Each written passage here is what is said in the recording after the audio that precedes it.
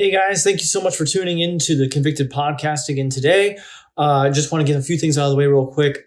We just launched the web stores that we are doing now. If you'd like to check out more, go to convictedprinting.com/webstore, and that can give you more information. We also just launched that we can print on face cloth masks. If you want to get some of those, we just launched a deal about that. Check out our page for more information on that. We want to be able to bring value to you as much as possible. So if you ever hear something with the podcast that you would like discussed more, let us know, and we would like to add that into the podcast. So with all that being said, I'm really excited for each one of these that we're doing, and I really think they're going to bring a lot of value to a lot of people. So let's check it out.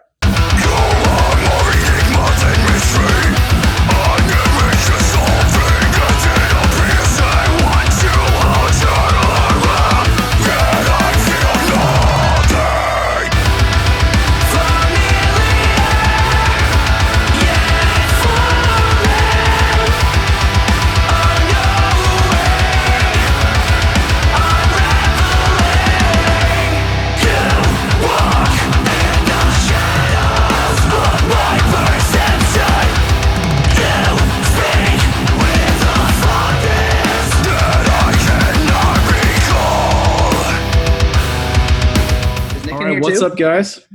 What's up, man? Chris. How's it going? Good. So yeah, let's go ahead and get this thing started. Can you guys please tell everyone who's listening, who are you guys? Kind of like, what's your background? What's your bio?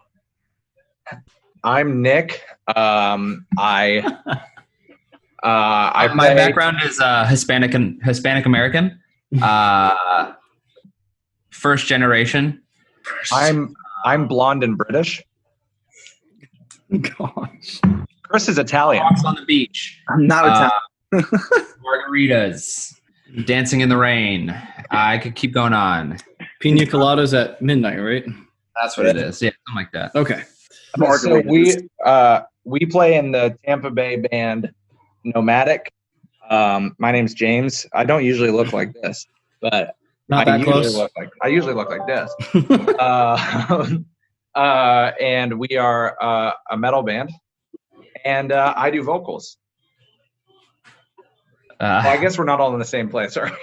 Probably not. No. Well, my name's Nick, and I play guitar in the band Nomvdic. My name is Chris, and I play drums in the band Nomvdic.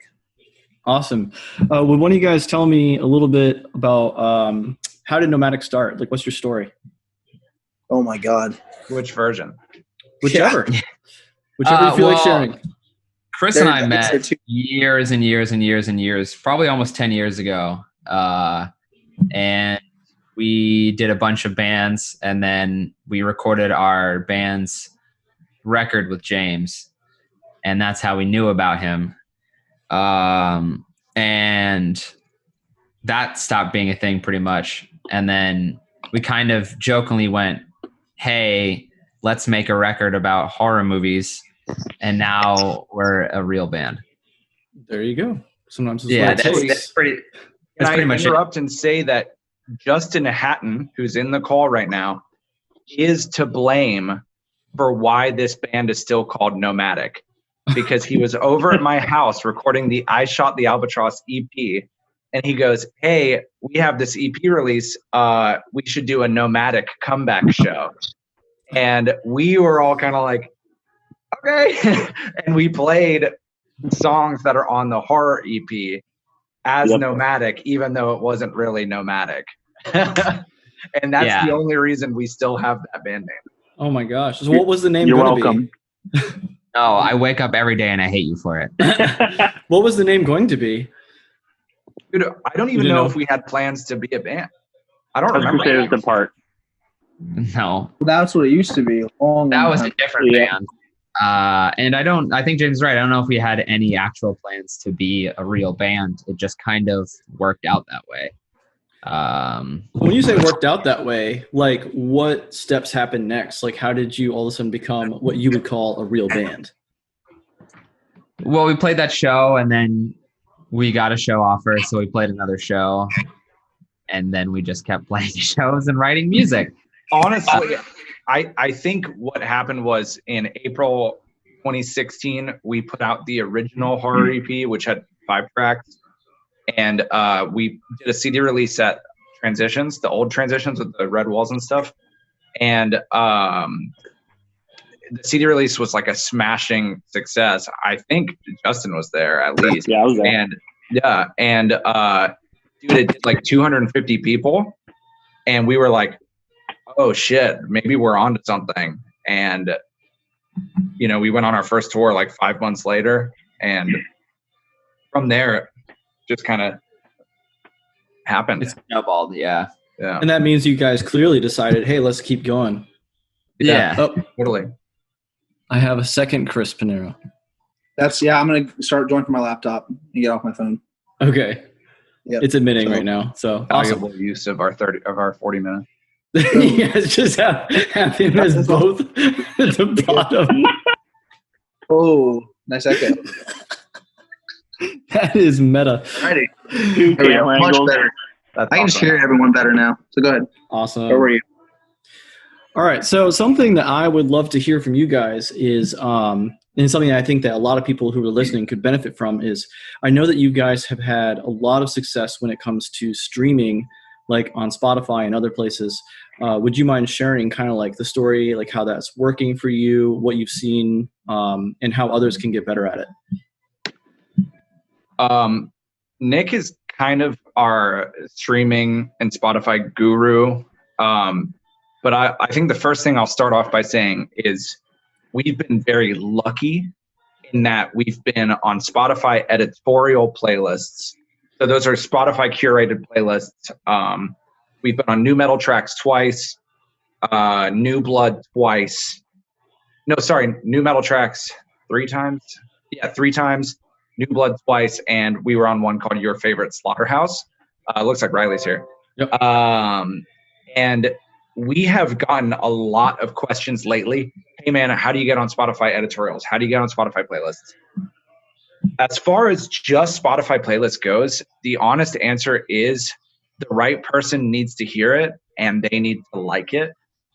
That I know that's kind of hey Riley, that's kind of like a crappy simple answer, but just the only thing I can answer is the Spotify editorial playlist about those specifically is, dude, we didn't do any magic, we didn't do any crazy stuff. We distributed through DistroKid. And then when we did Spotify for Artists pitching, we did the playlist pitching, and we didn't bother saying like our advertising budget's this much and we have a music video and we have this. I just told them what the song's about. Literally, like with our first single, I've known you for so long but know nothing about you. I told them that the inspiration from that song came from a text message that I sent to one of my best friends, and that's it. And then next thing we know, it got playlisted. And then the second single from the album got playlisted twice. So that is my answer as far as editorials go. But Nick would probably take over for the rest of it. Real quick, before you go, Nick, did you say you emailed them or text them, or how did you get that to them? So there's a platform. So for any bands listening, if you guys aren't on this platform yet, it is available to every artist that has music on Spotify. It's called Spotify for Artists. It's a free app, as well as like a desktop platform, which is actually kind of easier to use. But all you do is you give them some information and then link yourself to your artist. So, I linked James Lewis as manager and team member of Nomvdic. And then from there, you can view all of the analytics of your release. And not only that, if you upload at least, I think, 10 days before your release, you get the opportunity to pitch your single or whatever it is, your album, to Spotify for editorial playlisting. Okay. And they tell you or they ask you, what genre is it? What mood is the song? What feeling does it give you? What language is it in? And then they ask you, what's the song about?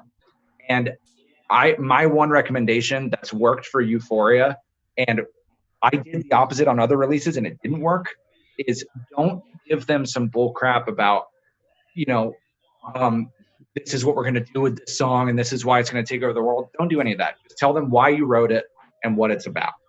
And that's what's worked for us. Being genuine. Yeah.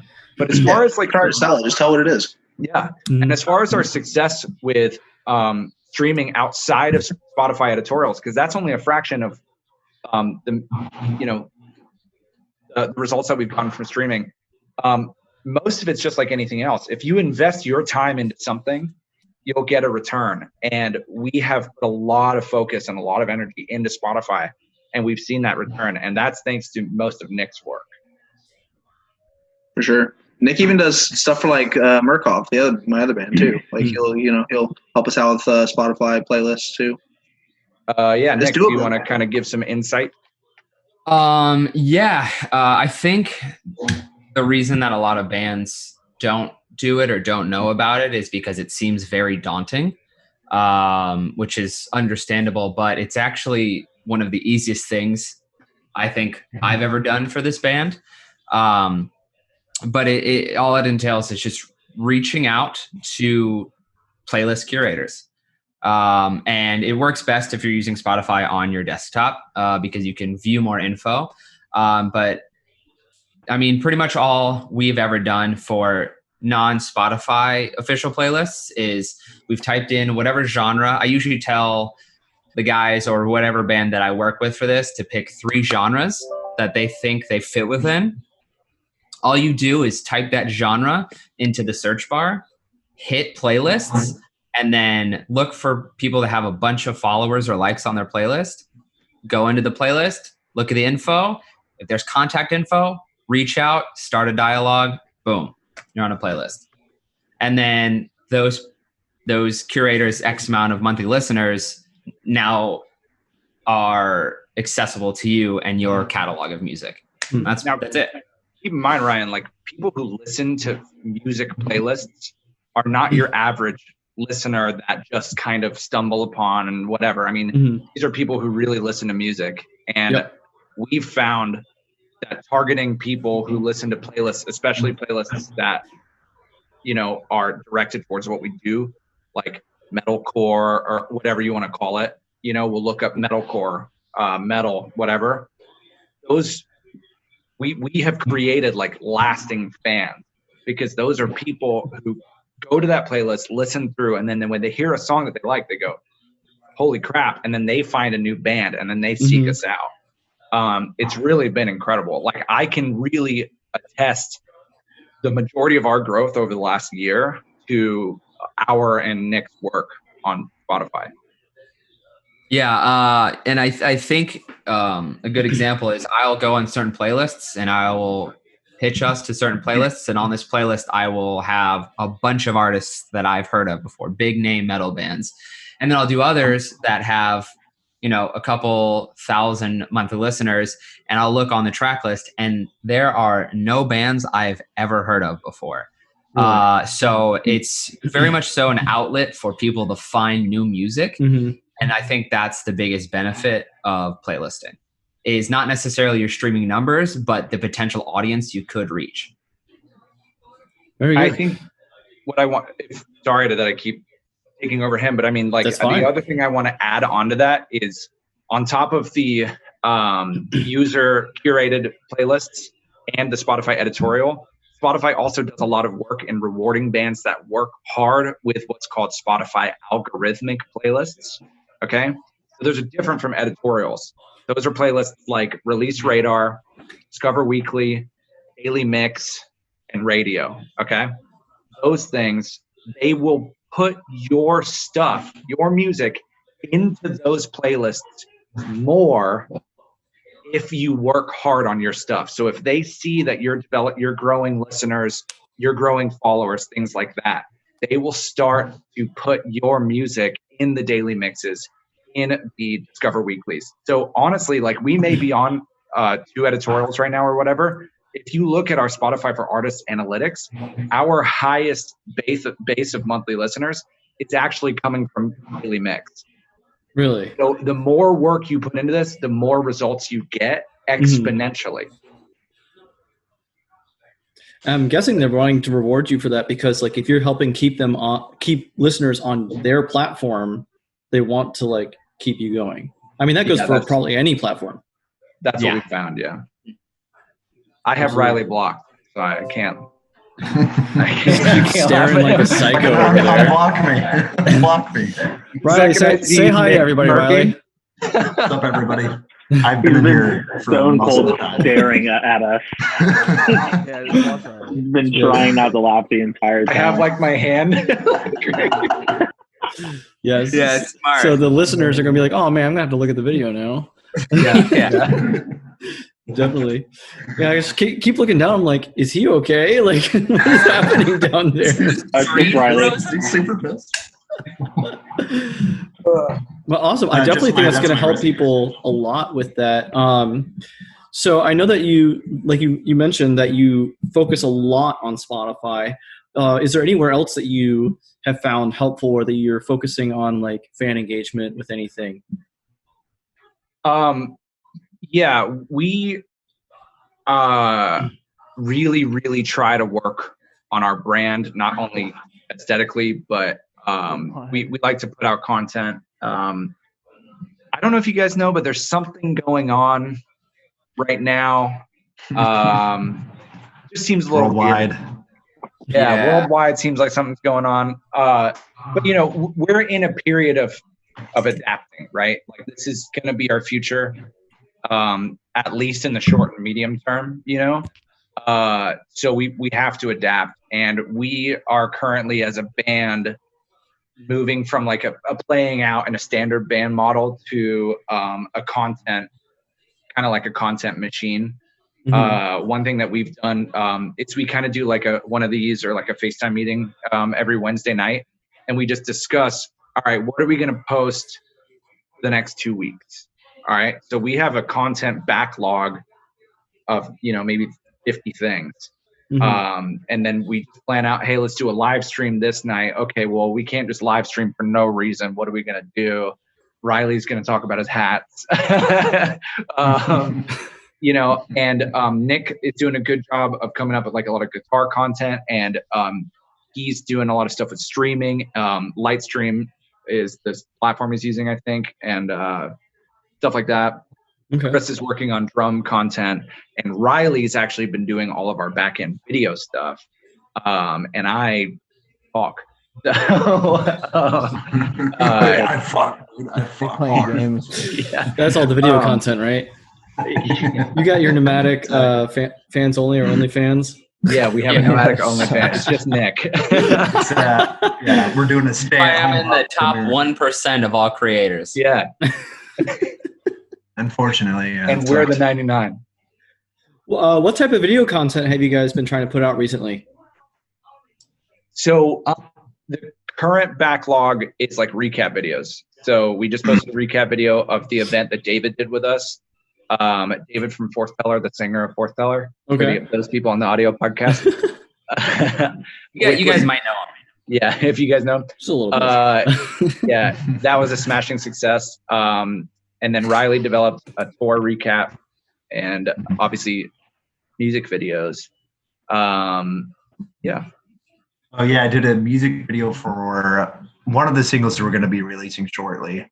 But that's also just kind of like just a culmination of the tour footage we've had from the last 2 years or so. Okay.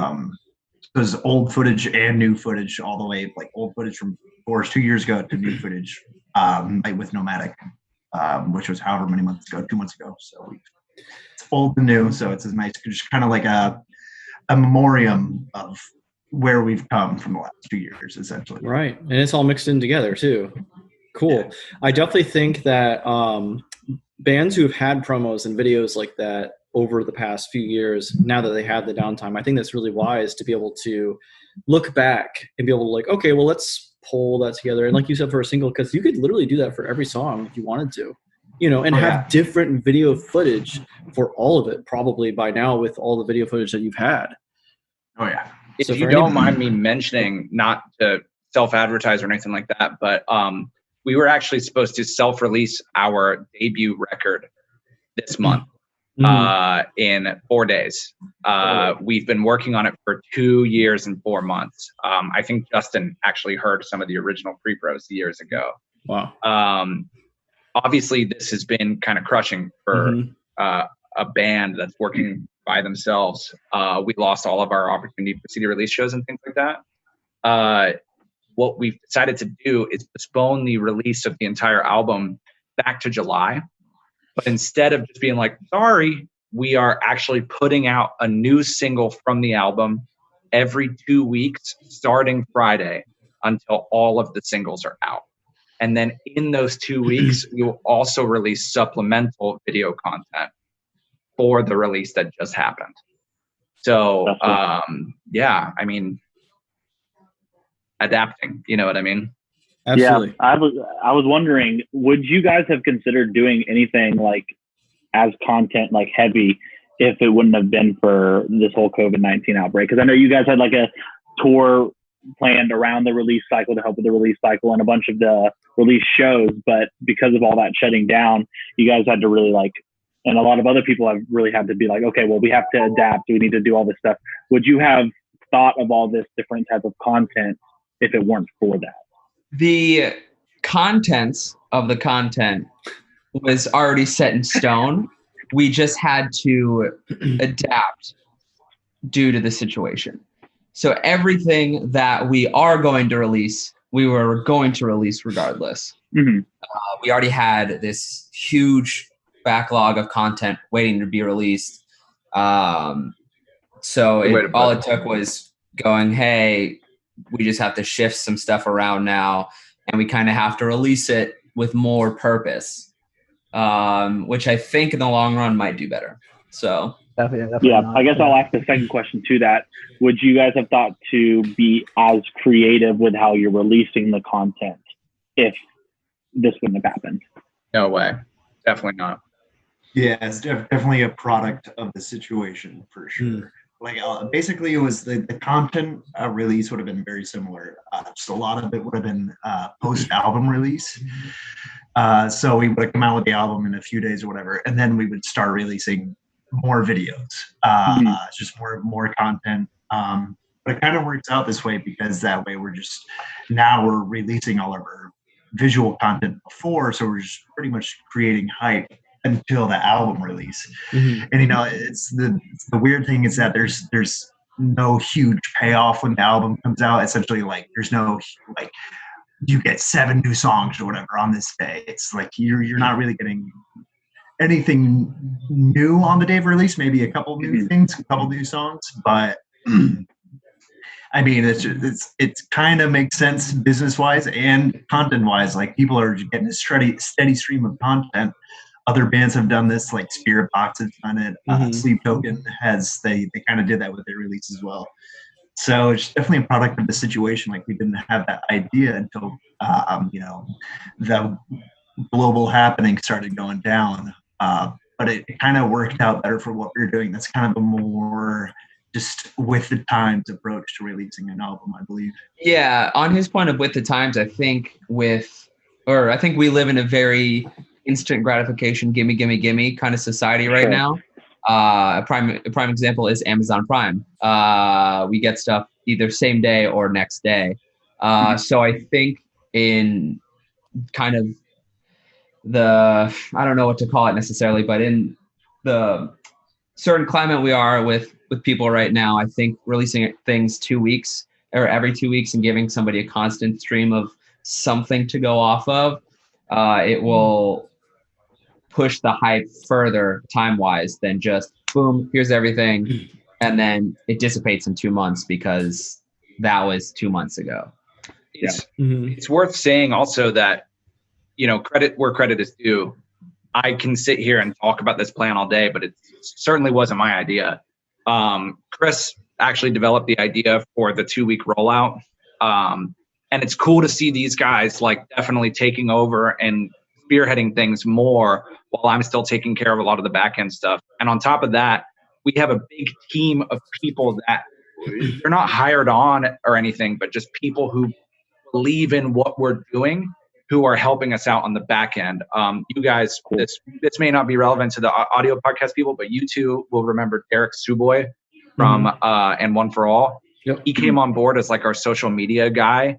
He's been helping direct all of our paid ads on Google and Facebook. And he is helping us with content ideas. Nicholas Marsluff has completely spearheaded the entire brand and the aesthetic direction of everything that we're doing. And he's been on call on retainer for content. He does it happily. Richard developed a video for us. Riley's developing videos for us. Anna developed a video for us. Evan Dell, we have like 1 million pictures from. I mean, this is a machine with tons and tons of different cogs that if those didn't exist, this machine wouldn't work. We can't take credit for everything. These people have been helping us big time. And just to have so many people believing in what we're doing as much as we do, that's why this has become successful, So real quick, I know we're running a little short on time, but along the lines of what you're saying, James, is something that I would like to reiterate to like anyone that's listening as a band. And I think you would agree with this, and you can expound on this for me. But it takes a lot of work to get the band to continue to move forward. Like it's not some simple thing. It's not like, oh, you just make the connection and just boom, everything, Yeah. I mean, sometimes, like you said, you can luck out on certain things, but you're still trying to message people. You're still trying to make the connection yourself. You're still like putting in that time and effort. So this band is working harder now than it was before the pandemic as a band that was playing out and playing shows. But yeah, guys, like anybody listening, you have to work hard and you have to care about what you're doing.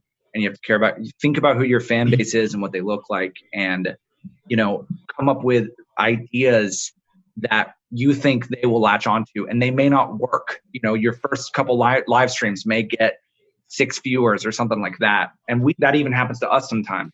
But you got to be consistent, and you have to work hard and not be defeated, because everybody is going through the exact same thing that you are going through. So right now is a great time to not feel alone in your problems, and to not your personal problems, but your band problems, and keep working on them and developing them. And yeah, you got to work hard, guys. And building relationships is so important. And I'm so grateful to be on this podcast, man. It's super awesome to be here. Like seriously, thank you. Thank you guys for being on here. I really think that the information that you guys shared is going to be really helpful to many people, whoever is listening. And if they apply it, apply that work ethic and apply trying out those things that you were saying, I really think they could start seeing a difference. Bro, it's not a competition, man. It's not one big pie that if someone gets a slice of it, there's less pie. No, every band that does well, that pie gets bigger, man. Gets bigger, and there's more and more pieces for each band to get. It's all about making the pie bigger, not taking a piece for yourself. It's not a competition. I need band. To any band listening, or any band members listening, or any musicians listening, not to plug myself, but if you do find getting your streaming numbers up, if you find that a very daunting task, please reach out and message me. I would love to walk you through it. I would love to show you how it's done. I'll hold your hand until the very end, because at the end of the day, it's about making sure everybody is put in front of the audience they deserve to be put in front of. Yeah. Nick, what is your handle so that people can follow you if they want to message you about that? Super easy. On Instagram, it's going to be cool_Nick, NIC, no K, _69. Nice. Yeah. Super. And then for Nomvdic, where can they find you guys? Facebook, Nomvdic, Nomvdic, Nomvdic.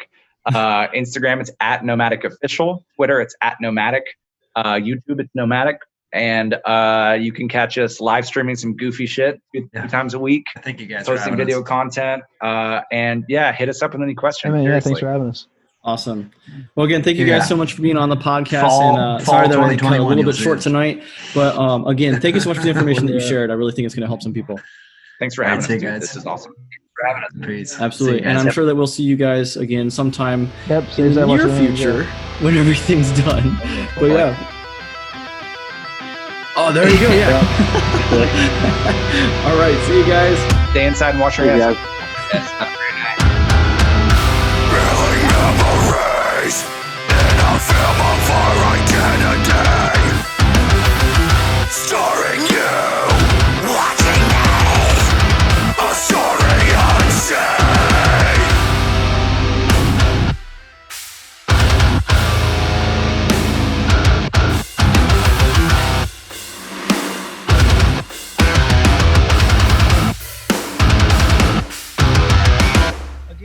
guys enjoyed this podcast, please let us know. Give us some feedback, write a review, message us something. Let us know what's helping you.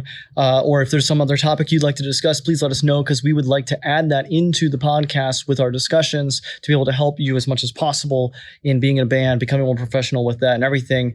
Also, huge shout out to Vradom for sponsoring us still. Please check them out. They have some awesome drum shoes and other merchandise for other musicians. And we also just launched, just so you know, another web store application. So that way it's a really quick and easy process to be able to get you, if you have a logo ready to go, we can just quick put it on some shirts, make a web store for you to be able to sell to your friends and family and other fans. And that way, hopefully everything can help move things forward during this time of uncertainty. So yes, please let us know if everything was good. Thank you guys for listening. We love you guys, and we'll catch you next time.